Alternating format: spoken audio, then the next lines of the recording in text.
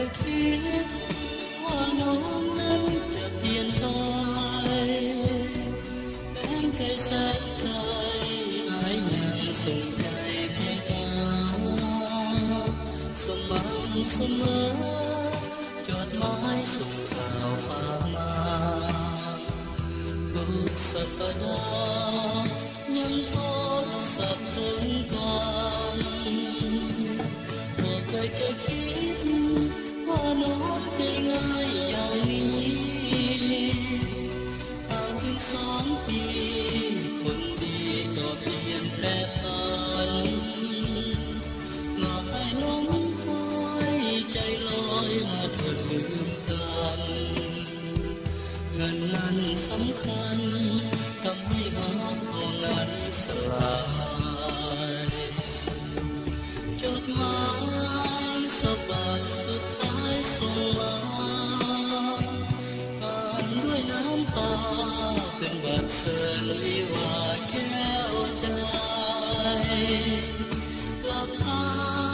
ภาวนาให้เป็นฝันไปแต่ก็จนใจ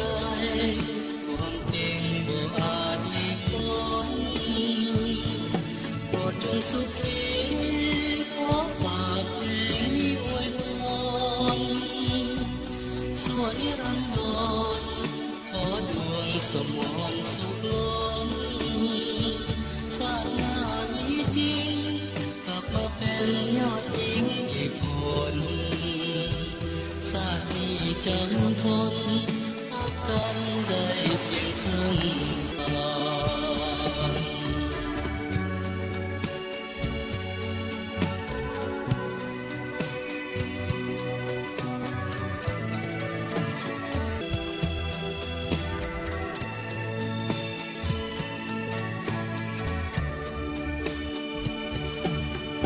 จดหมายฉบับสุดท้ายส่งมาอ่านด้วยน้ำตาเป็นบทเสรีว่าแก้วใจหลับตาภาวนาให้เป็นฝันไปแต่ก็จนใจความจริงบ่อาจหลีกพ้นโปรดจงสุขีขอฝากเพลงนี้ไว้ก่อนส่วนนิรันดรขอดวงสมรสุขล้นชาติหน้ามีจริงกลับมาเป็นยอดหญิงอีกคนชาตินี้จะทนรักกันได้เพียงครึ่งทาง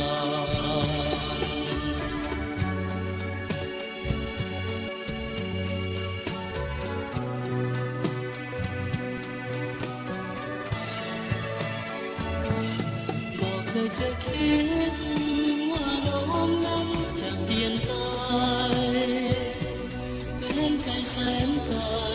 หายยังส่งใจไปหาสม่ำเสมอจดหมายส่งข่าวฝากมาทุกสัปดาห์ยังโทรศัพท์ถึงกันบอกเคยจะคิดว่าน้องใจง่ายอย่างนี้ห่างถึง2 ปีคนดีก็เปลี่ยนแปลผันหลอกให้หลงไฟใจลอยมาโดนลืมกันเงินนั้นสำคัญทำให้รักเรานั้นสลา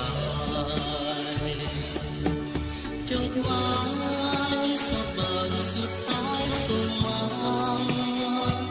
อ่านด้วยน้ำตาเป็นบทเสรีว่าแก้วใจหลับตา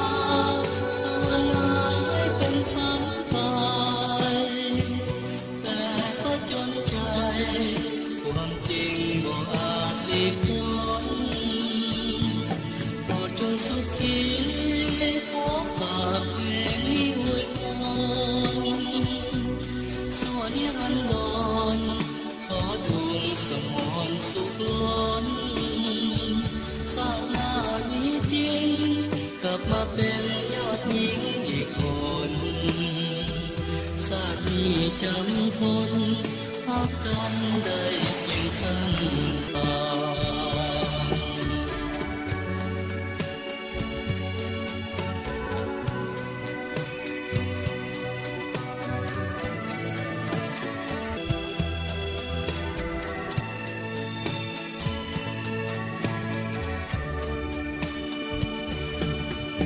จดหมา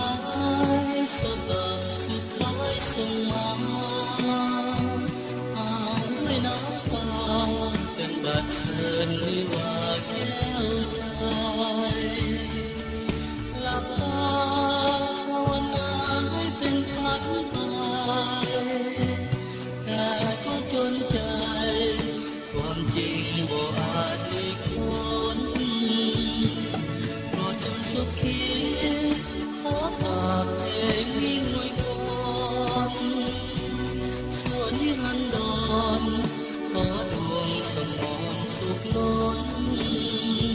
ชาติหน้ามีจริงกลับมาเป็นยอดหญิงอีกคน